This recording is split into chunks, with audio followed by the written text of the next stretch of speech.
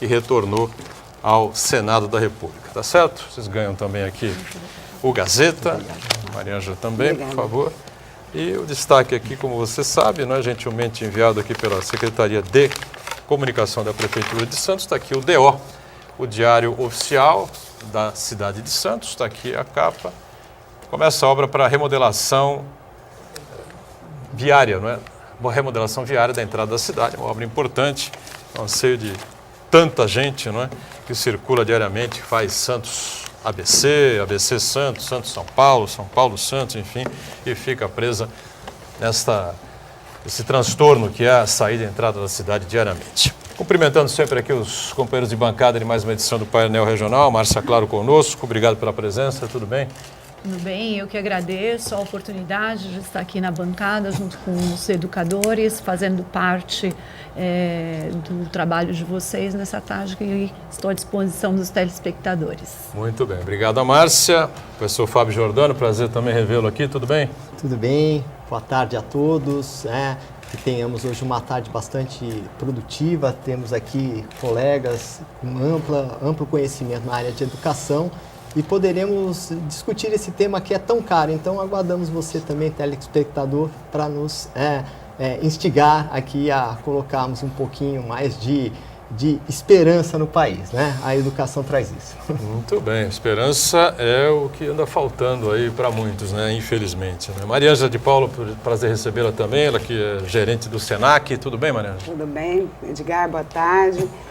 Agradeço aí ao convite da TV Santa Cecília, ao Edgar, nossos colegas aí, uma boa tarde aos ouvintes também. Muito bem, lembrando que a gente está sempre online pelo site da TV Santa Cecília, o Santa Portal, basta clicar no ícone do painel regional e acompanhar o programa em tempo real. Painel encerrado, vai para o YouTube, você vai ver como preferir os trechos mais interessantes, não é? Ou o programa por inteiro. Está sempre com a gente aqui acompanhando a sua participação e a nossa produção, a Camila Aloy. Tudo bem, Ana Camila? Tudo bem, Vaterão. Boa tarde para você, boa tarde aos convidados do programa de hoje, boa tarde a você que está em casa. Nosso Facebook, a nossa página no Facebook e nossos telefones estão sempre à sua disposição. Entre em contato com a gente e deixe sua participação, que sempre é muito importante aqui no nosso programa. Muito bem. Acho que o Fábio colocou bem, né? Eu coloquei também na abertura como é que se faz para mudar aí a característica de uma sociedade num país tão desigual, né, tão complexo, tão difícil como o Brasil. Tem outra saída que não seja a educação? Vou começar com a Márcia aqui, o Fábio fica à vontade, a Mariângela também, pois não. Eu não encontro, não sei até hoje qual outra saída a não ser a educação. A educação é o caminho que nos leva a ficarmos melhores, a nos tornarmos críticos e estarmos envolvidos nessa sociedade.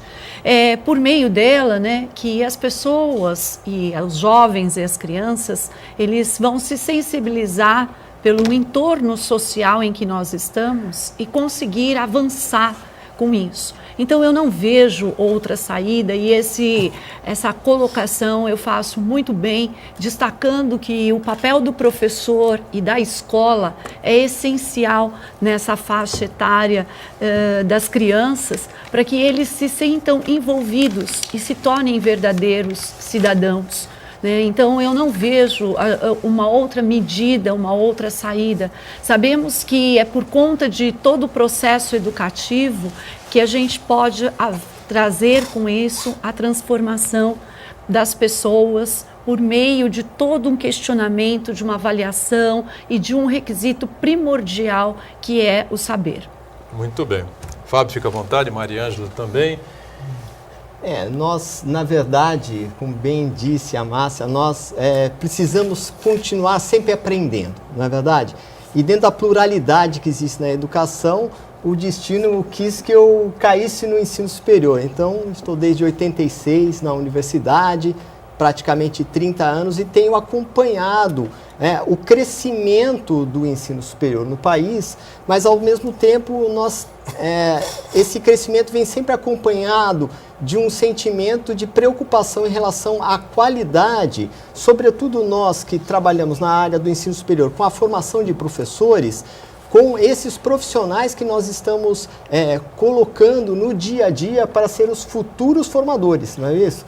Então, nós temos hoje que, para além da sensação assim, de que temos uma esperança, nós temos uma enorme responsabilidade em relação a esse alunado que nos procura, que nós procuramos nesses 4 anos de graduação fazer com que ele se desenvolva o máximo, mas que ele não pare de estudar.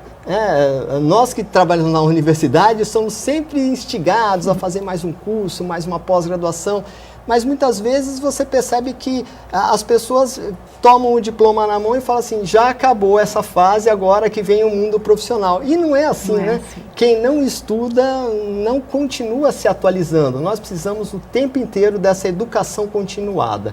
A dificuldade financeira atrapalha esse crescimento, essa evolução? Ou isso é uma desculpa, enfim? Não sei, vocês podem avaliar isso aí. Eu poderia dizer que hoje o nível de acesso às faculdades é infinitamente maior do que há 20, 30 anos atrás, com certeza, né? Hoje a gente poderia até arriscar dizer que só não estuda no ensino superior aquela pessoa que realmente não tem essa informação ou não busca um canal para isso. Mesmo com todas as deficiências e problemas desse momento, vamos dizer assim, político atual, que cortou um pouco as verbas do FIES, as verbas do ProUni. Mas existem infinitas possibilidades de trabalho e também de estudo em conjunto. E hoje o país ainda coloca muito pouca gente no ensino superior. Nós temos aí um total de cerca de 8 milhões de alunos no ensino superior, o país tem 200 milhões de habitantes. Nós estamos muito atrás de vários países da América Latina. Então, e nós temos muito mais riqueza do que esses outros países. Por isso, eu não temo em dizer que, apesar de todas as dificuldades, respeitando as dificuldades, eu acho que o fator financeiro hoje não é o fator mais determinante como foi há 2 ou 3 décadas atrás, né? Muito bem. Mariana, o que você pensa? E já colocando aí na conversa também o ensino profissionalizante. Eu acho que a educação, falando da sua questão, eu concordo com os colegas, a educação acho que é a base de tudo. É a base, inclusive, para a saúde, para o bem-estar, para o desenvolvimento infantil, para o desenvolvimento da sociedade como um todo.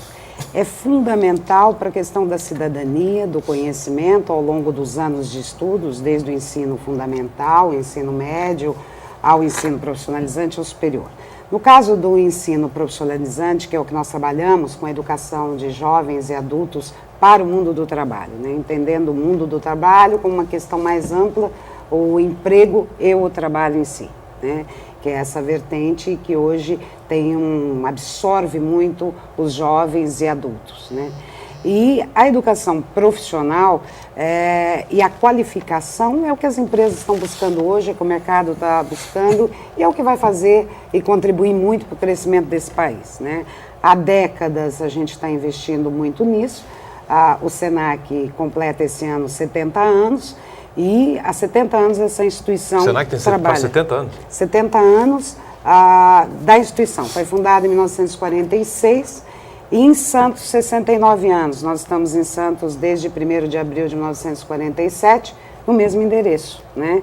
Contribuindo aqui para a educação profissional com as demandas da Baixada Santista, né? A gente atende, nós estamos em Santos e em Bertioga, né, com uma unidade de SENAC, mas atendemos de Peruíbe até Barra do Saí hoje, né? Então todas as cidades aí através de acordos cooperativos com as prefeituras. E os cursos, né, variam muito, né, Varia. Especialidade. Sim, nós trabalhamos no SENAC na competência da instituição com comércio e serviço, né? Formação para comércio e serviço. E trabalhamos desde a área de gestão, como a área de nutrição, gastronomia, design, teatro, informática, área de saúde, área de bem-estar, né, que são grandes áreas de crescimento em termos de procura também para profissionalização, né? E temos uma atuação abrangente aí. com o compromisso de atender as demandas da Baixada Santista, no caso das unidades de Santos e Bertioga, né? Mas estamos no Brasil todo, no Departamento Nacional do Senac, estamos em todos os estados do Brasil, né? O Fábio falou sobre a questão do ensino superior, né? E a Márcia tem uma boa experiência também no ensino básico, né? Fundamental. Sim, e médio também. Né? Eu só queria reforçar aqui a fala do professor no sentido das oportunidades dos profissionais na área. A questão da leitura qualificada dos profissionais é um ponto que eu já abato sempre nos cursos de formação continuada, né, de formação de educadores. Não há uma outra maneira da aquisição de conhecimento. Nunca se leu tanto, nunca se escreveu tanto como nos dias atuais, né, usando a tecnologia. Então, eu deixo aqui uma dica a todas as pessoas, que o caminho para se conseguir uma ferramenta que vai trazer o diferencial nos profissionais é uma leitura qualificada. Uma leitura que possa trazer uma instrumentalização para dar recursos suficientes para eles. E isso, como o professor bem disse, nós temos cursos, diversas oportunidades, diversos caminhos para ele fazer essa formação. Não há como parar de estudar. Nós, professores, seremos eternos aprendizes, junto com os novos professores que se formam hoje. Agora, há condições para que isso realmente aconteça na prática? O professor tem condições de ir se aprimorando, estudando e fazendo cursos, enfim, no seu dia a dia? Porque o professor mantém uma casa, tem 2 turnos. A professora mantém a família, ajuda na família também, e quando também não faz algumas tarefas de casa. Bom, tem uma série de situações do dia a dia que a gente não pode considerar ou desconsiderar, na verdade. É incrível, né? Mas a gente tem aquela máxima: se você quer que uma coisa saia, peça a um ocupado.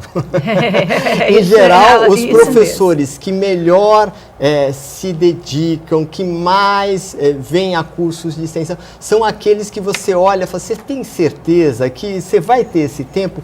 E realmente é aquele que tem o melhor desempenho.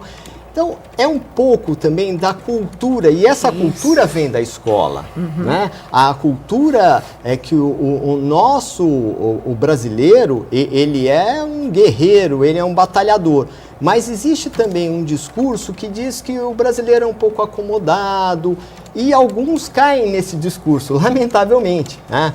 Agora, independente disso, o que você falou tem muito fundamento também. É claro que uma melhor condição salarial, uma melhor condição daquele professor vai fazer com que ele tenha esse tempo disponível. Mas hoje, como bem falou a Márcia, já existem também outras ferramentas, né? A ferramenta como a educação à distância, se bem utilizada, se bem trabalhada, se bem fundamentada, ela é uma ferramenta que vem sendo usada no mundo inteiro, inclusive em cursos de mestrado, de doutorado. Mas a gente ainda está caminhando para esse nível da ferramenta do EAD, porque aí você não tem nem a questão limitante do tempo e também a questão limitante dos recursos. Na graduação também já temos? Na graduação nós já temos isso, né? A EAD já está consolidada, a EAD cresce bastante, 1.600.000 matrículas no Brasil hoje estão nessa modalidade do ensino, né? Funciona bem, Fábio? Funciona bem, hoje ainda a oferta continua sendo de poucas instituições. Hoje o Brasil tem 2.200 instituições de ensino superior, né? Pouco menos de 100 oferecem de forma credenciada a educação à distância. E nós temos ainda uma oferta muito grande, de forma até gratuita, do próprio ensino público. Hoje o ensino público no EAD tem um número de alunos muito maior do que o ensino privado. Já o ensino privado no presencial é muito dispar essa relação. Só no estado de São Paulo nós temos 85% do ensino privado, enquanto que 15% é público. Já no EAD, não, nós temos já perto de um equilíbrio entre essa modalidade à distância para o ensino público, para o ensino privado. Ou seja, com relação àquela sua primeira dúvida, quer dizer, a própria limitação financeira também não se torna hoje no país um grande excludente daqueles que querem. Então a gente precisa ter, na verdade, uma educação de base que aponte para o jovem, olha, o futuro é como bem disse a professora Márcia, como disse a Mariângela, o futuro é estudando, só estudando e eternamente estudando. E ele sai da base, o aluno sai da base com essa cultura do... Eu até acrescento que hoje eu estive com um grupo de jovens, né? Porque eu também converso com os jovens, mostrando para eles o que é o sucesso na vida, ou como se chegar a um projeto de vida com sucesso.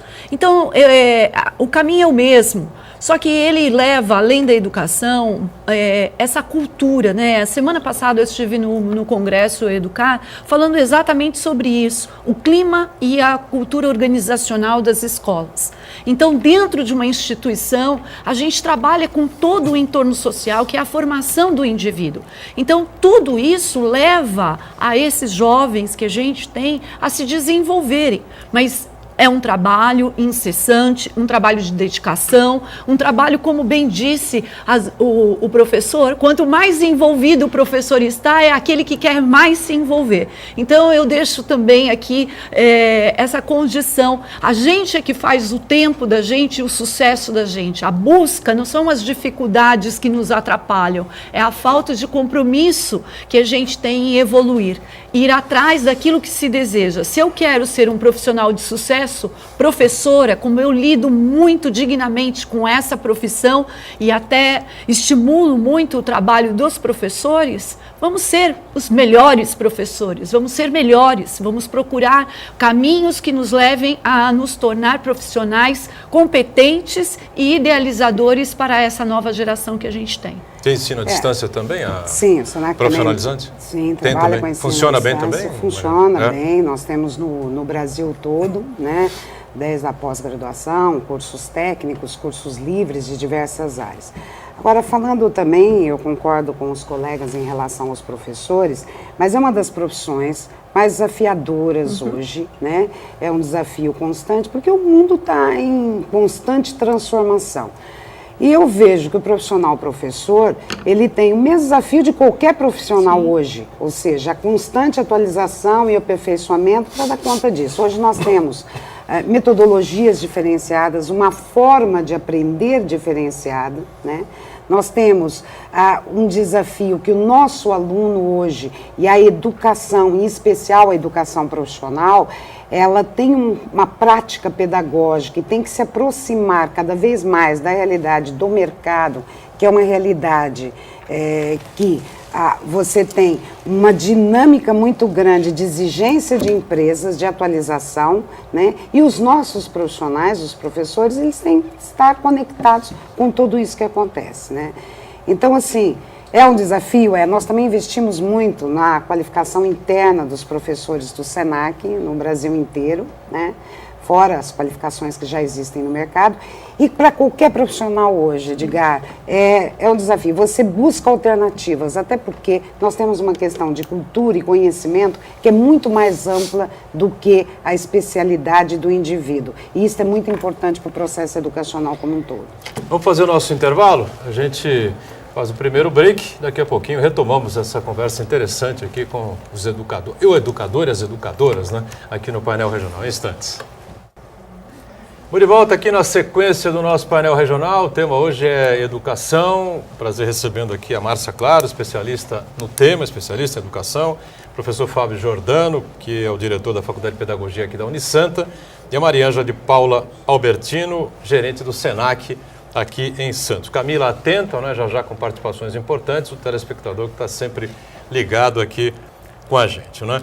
Bom, é fundamental o diploma universitário? Porque quando a gente era moleque, eu pelo menos, né, era moleque e tal, não tinha como, né? Ou você faz um curso superior, ou você tá morto, meu filho. Esquece porque ninguém te quer e tal. Assim, aí depois da Mariângela, se ela quiser fazer o contraponto, fica à vontade também.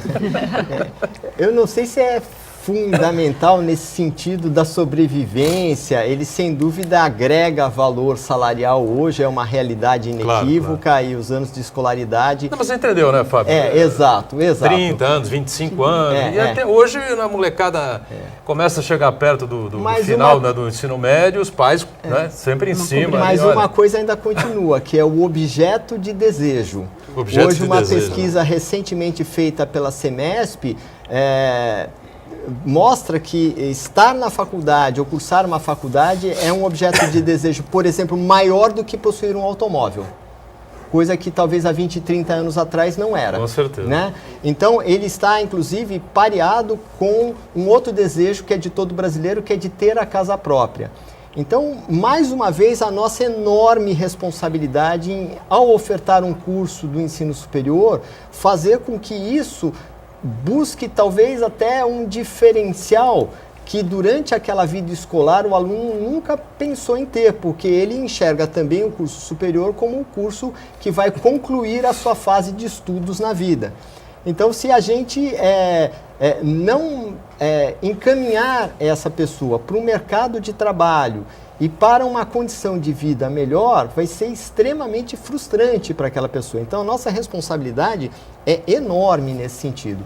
Mas, é claro, cada um faz o seu próprio futuro e em todas as áreas a pessoa pode fazer um curso superior com grande empenho ou não, né? E se não fizer com grande empenho, não conseguirá vir a ser um grande profissional, assim como em outras modalidades. Eu quero crer, Mariângela, também que na parte técnica seja assim, né? Pode ser um excelente técnico, até com um salário melhor do que um formado, mas se não tiver empenho também não vai conseguir. Sim, eu acho que o importante hoje para o jovem é uma profissão. Né? E a definição da profissão é uma questão, acho que, crucial. Há 30 anos atrás, como o Fábio estava dizendo, nós tínhamos um leque muito mais restrito de profissões que temos hoje. Né? Hoje nós temos um leque extremamente abrangente, que é o que o mercado aponta e que o mercado contrata, tanto no sentido do empreendedor individual, como no sentido também de um profissional que vai se engajar a uma empresa, né? Então, uma dica que eu sempre dou e que eu sempre falo para os alunos, o que é importante é você fazer o que você gosta, identificar o que você gosta, o que vai lhe dar prazer, o que vai ser feliz. Isto, com certeza, é o que vai te dar um engajamento melhor e o sucesso profissional, né? Então, assim, hoje, você optar por uma profissão, seja ela, né, um curso do ensino, seja ele do ensino médio ou do ensino superior, um curso profissionalizante, você está fazendo uma análise de um investimento. Então, assim, quanto eu vou investir, em quanto tempo e qual vai ser meu retorno. Esta eu acho que é a grande perspectiva, né? Então, na formação do nível médio, por exemplo, nós temos cursos que pessoas se engajam em empresas após a formação porque tem este prazer, quer trabalhar e quer buscar daí uma ascensão ou partir para o nível superior posteriormente. Então, é uma forma de um engajamento mais rápido. Como nós temos também as profissões que permitem que o indivíduo tenha um trabalho autônomo, ele mesmo, como microempreendedor individual. E profissões que ele leva a profissão para onde ele vai, como o técnico em estética, o técnico em massoterapia, o técnico em podologia, que são profissionais hoje do mundo do bem-estar, né, saúde e bem-estar, que a pessoa acaba levando para onde ele vai. Só explicando, o telespectador está vendo aí algumas imagens do Senac, né, Mariana? Sim. Você pode aproveitar. Sim. Agora nós estamos mostrando ali o nosso laboratório de gastronomia, né? Então, onde nós temos cursos... Está cheio de empreendedores nessa área? Sim. Também empreendedores, aí já a área de podologia, que é uma das profissões que eu citei, né? Onde o profissional, ele eleva a profissão dele. Nós trabalhamos, isso é uma coisa, eu tenho uma dica para os telespectadores, é fundamental a saúde dos pés e o cuidado com os pés, né? Às vezes a gente não pensa muito nisso, mas isso é fundamental, em especial com pés diabéticos, etc. Por isso, a qualificação do profissional dessa área e a busca desse profissional é muito importante para as pessoas na área de saúde, buscando o seu bem-estar. Mostramos ali também agora a área de informática nossa, né, os ambientes da área de informática, que é uma das grandes vertentes de profissões do futuro, a área de tecnologia, uma delas, né, de tecnologia no sentido amplo, como também a outra vertente de também saúde tem a área e bem-estar. técnica e a área Sim, universitária, como né? vertente Não é? de áreas de Acadêmica. futuro, Acadêmica. né? Tanto no mundo, no nível médio como no nível profissional, superior, né? São salas de aulas tradicionais. Você perguntou da gastronomia, sim, nós temos empreendedores, mas nós temos os técnicos, né, de nutrição, e tem uma coisa interessante, a cada final de curso da área de gastronomia, nós convidamos os chefes da Baixada para conhecer o trabalho dos alunos, né? E esse trabalho é importante para que eles conheçam, e nós temos muitos já contratados ao final de cada curso, né? A gente falava há pouco aqui durante o intervalo, até com a Márcia, aqui, sobre empreendedorismo, foi citado pela Mariângela e parece que é o termo aí do momento, né? Não sei se, acho que vai ter emprego para todo mundo, será, daqui a alguns anos, né? Por aí, as pessoas têm que tomar uma certa iniciativa e tentar investir na própria carreira, será que é isso? Não? Então, eu penso que o jovem, né, primeiro ele precisa ter um autoconhecimento. Eu fico muito preocupada quando a gente entra numa sala ou conversa com um grupo de alunos e eles começam a falar de cursos e até de profissões que eles não tiveram nenhuma convivência. Então, não há uma preocupação sequencial só por sair do curso do ensino médio e entrar na faculdade sem ter uma ideia do que é o curso, do que você vai vivenciar naquilo, né? Para que você não acarrete pelo curso frustrações. Então, esse objetivo é primordial na fase do ensino médio, que seja feito um autoconhecimento. Quais são as habilidades que eu tenho para ter sucesso nessa carreira?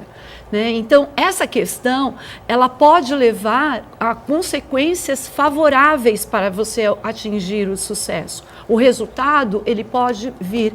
E não como a gente fala, de ir numa manada atrás dos cursos existentes porque estão na atualidade. Não, você tem que se conhecer para saber quem você é e quais são as características que podem fazer você ser feliz. Pelo pessoal, pela realização pessoal e profissional. Com 16, 17, 18 anos é muito fácil. Essa é uma época muito difícil. Eu queria também pegar um gancho no que a Márcia fala agora, que é o processo de escolha, né?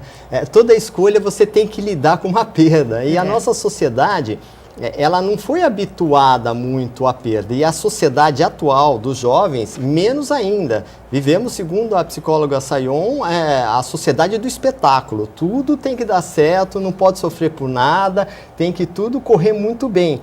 E ao escolher alguma coisa, inevitavelmente nós perdemos outra. Não inventaram um jeito de ser diferente. Todas as outras, né? Se optou por engenharia, você abriu mão de todos os outros cursos possíveis. Então a gente tem que ter esse autoconhecimento mesmo para poder saber lidar com a perda e fazer da nossa escolha o melhor profissional possível, o melhor técnico possível, o melhor acadêmico possível, né? Em todas as esferas isso irá acontecer. E nesse momento que a gente trabalha com a escolha, eu acho que é crucial pensarmos em duas coisas. Aquilo que a gente fez e escolheu nos torna felizes e minimamente com algum recurso para continuarmos vivendo na nossa sociedade. E segundo, o que nós escolhemos nos deixa tempo e disposição para continuar estudando? Sim, porque se estudarmos a profissão da moda, a moda já não é mais a moda no ano que vem. Então eu já estou desatualizado, eu estou fora do mercado de trabalho. Então acho que uma das funções nossas na universidade é exatamente acompanhar essas escolhas e até acompanhar os egressos. Muitos alunos saem às vezes de um curso e voltam à universidade num curso absolutamente diferente, mas que para ele fazia parte daquela realização, né? Camila, pois não? A gente estava falando agora de ensino superior, de cursos técnicos. A Ana Paula de São Vicente pergunta se hoje em dia é mais aconselhável ter um ensino superior ou um curso técnico. Eis a questão. Mariângela.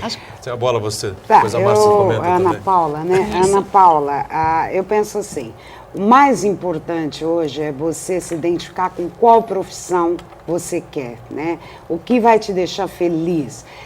Analise as profissões do mercado, a sua identificação com alguma profissão, seja ela do nível médio, do nível superior, o seu tempo de investimento, o tempo que você precisa de retorno disso, né? E busque uma delas, né? Isso é importante, né?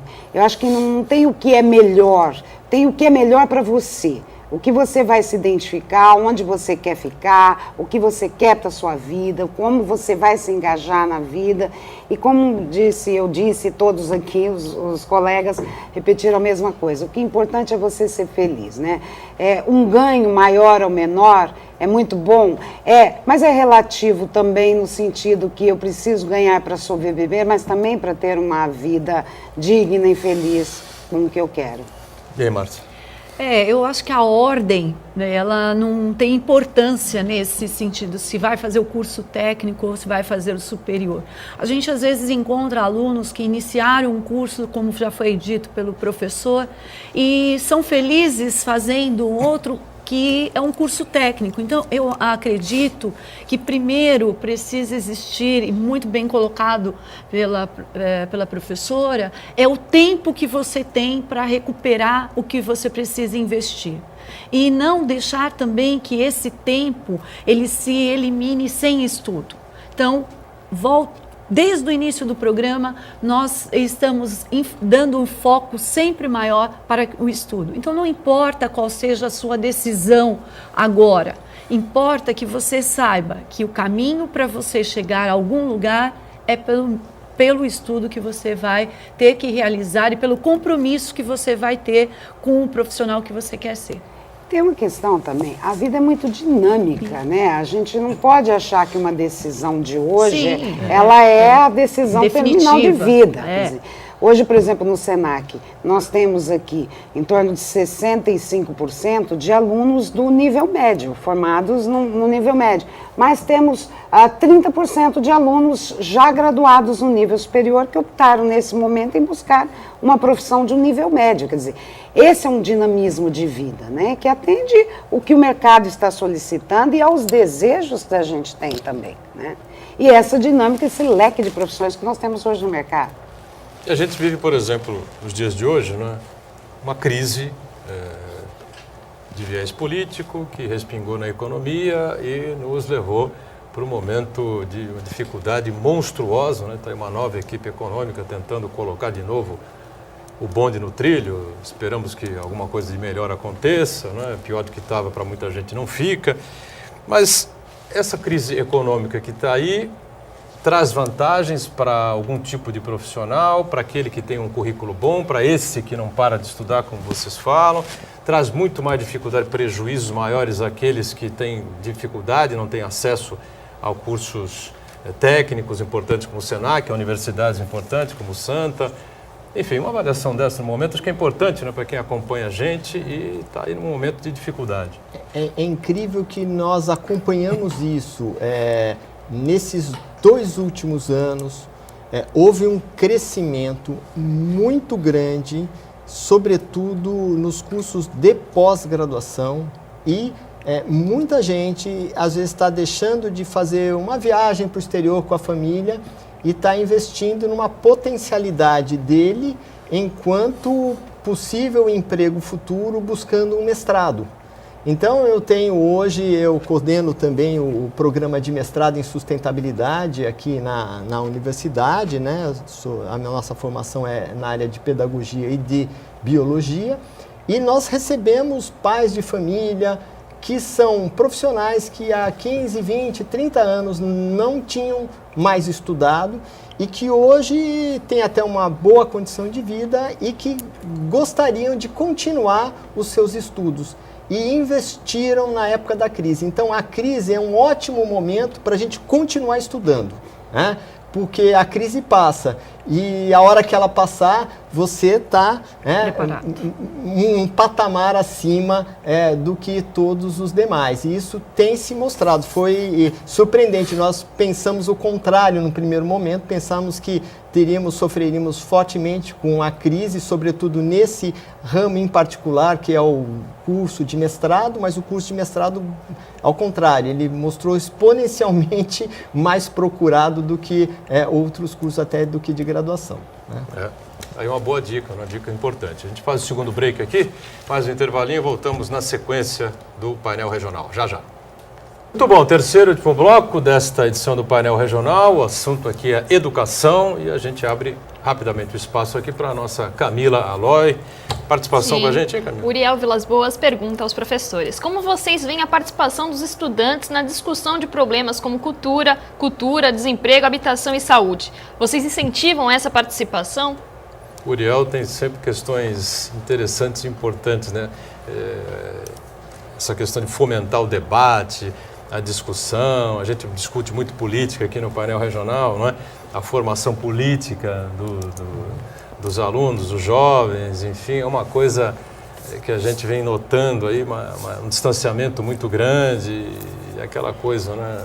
Se você não gosta de política, parabéns, vai ser governado por alguém que gosta. Não adianta muito. Mas está aí colocada a pergunta, Márcia, começa você. Então, Uriel, eu adiciono o seguinte: eu acho que hoje o conteúdo que tem que ser trabalhado na sala de aula, no espaço escolar, muitas vezes ele tem que ser proveniente da situação atual. Então, a cada situação que o Brasil vai passando ou que a nossa cidade vem desenvolvendo alguns pontos, esses são os tópicos que os professores devem abrir, né, para deixar que os alunos tenham a sua opinião e a gente desenvolva esse senso crítico com eles e resgatando aí o processo de cidadania para que eles tenham, sim, a compreensão de que nós somos responsáveis. Nós somos responsáveis pelos nossos atos e eles também, porque estão inseridos dentro da sociedade. Então, mais uma vez, eu coloco aqui, o conteúdo é o conteúdo que precisa ser falado, os assuntos que são colocados, a pauta que o professor tem que trazer para a sala de aula é o que a gente vive, as situações emergenciais, as situações políticas, a situação do nosso país, a situação de sustentabilidade. Os assuntos devem ser discutidos, elaborados. E mais do que isso, fazer com que esse aluno pense numa solução. Qual seria a solução que ele daria para essa situação?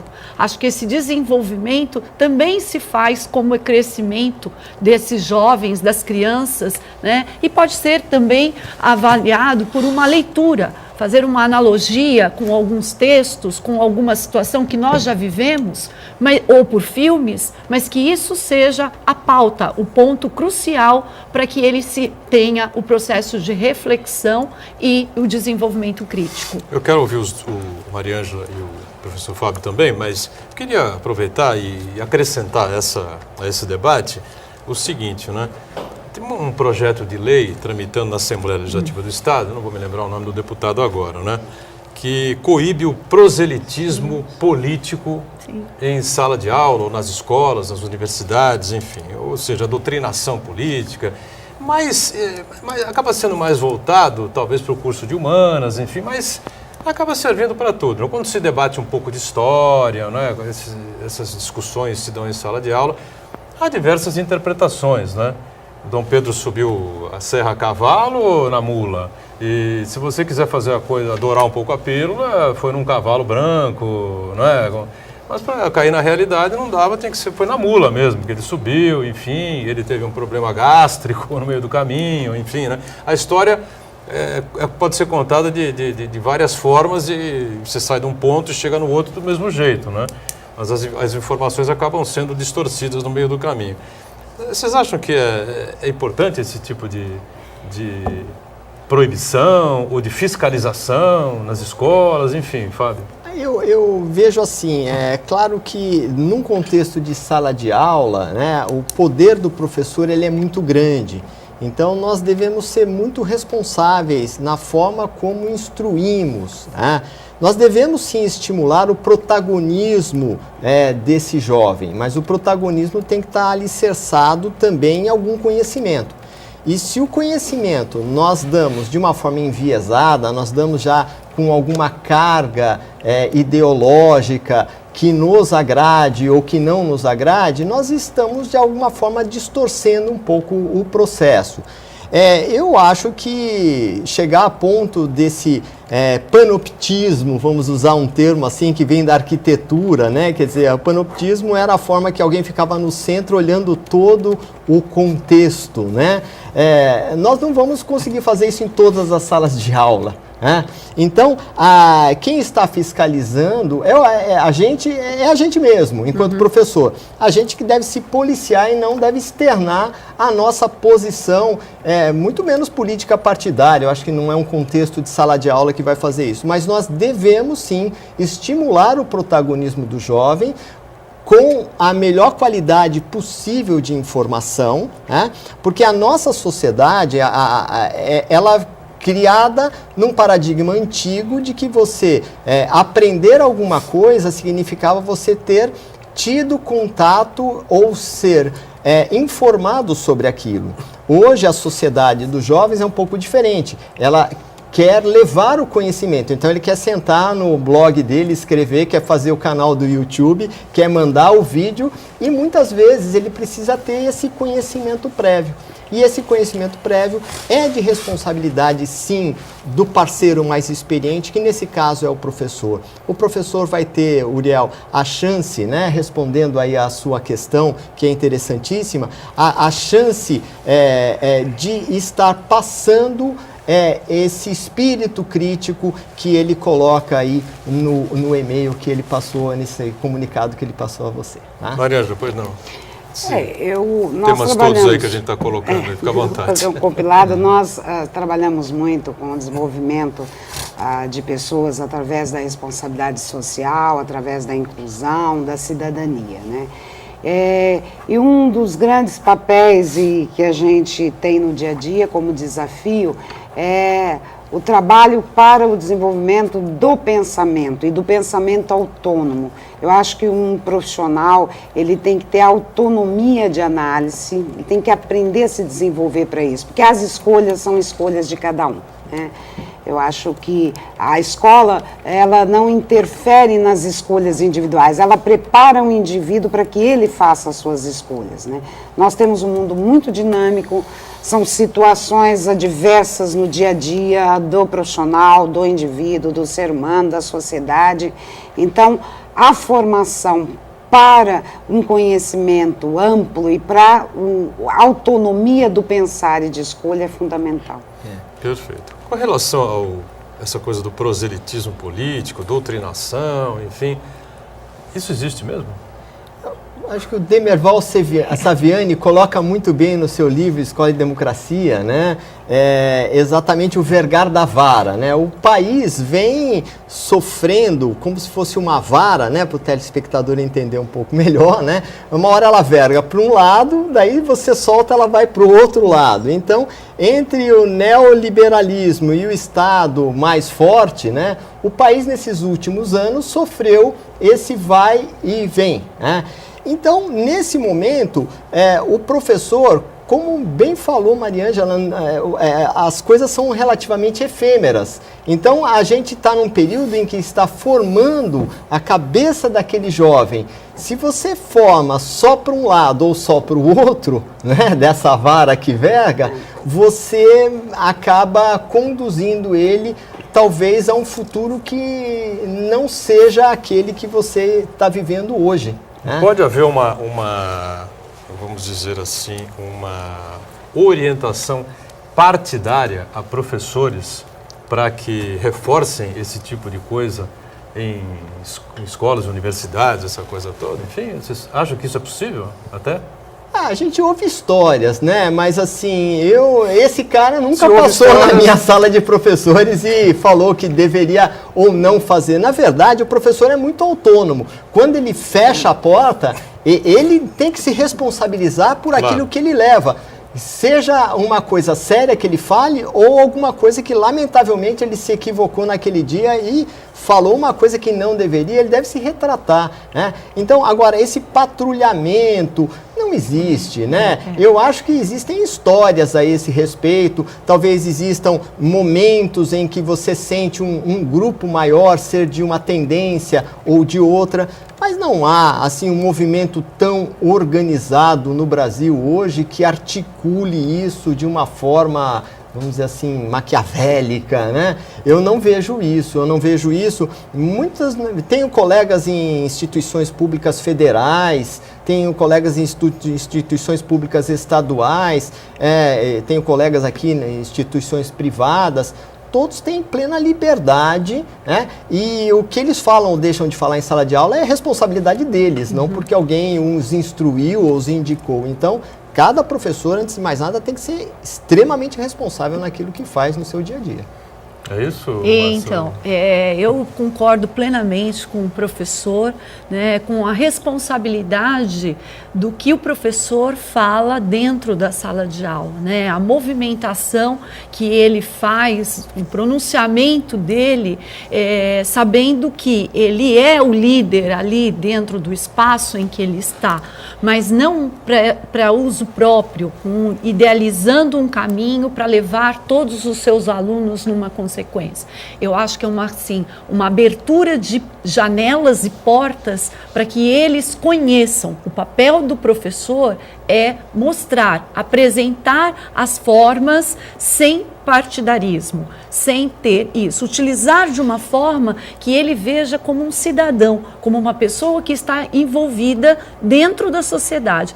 Eu sempre bato nessa questão do envolvimento, porque as pessoas têm uma tendência a falar assim, não fui eu que escolhi esse candidato, isso daqui não é meu, isso daqui não me pertence, mas as pessoas têm que saber o seguinte, desde que nós estamos numa nação, nós temos que respeitar o voto da população, como ele foi colocado ali. Então, essa responsabilidade é a democracia, é permitir que cada um faça a sua escolha, escolhas que vão ter consequências para todas as pessoas. Então, por isso que se deve pensar muito, mas antes de pensar e decidir, tem que se conhecer. Conhecer todas as oportunidades, conhecer as questões envolventes a isso para você optar. Isso é feito desde a educação infantil, né? Quando se apresentam opções para as crianças e para até mesmo no ensino fundamental, para que eles conheçam e votem.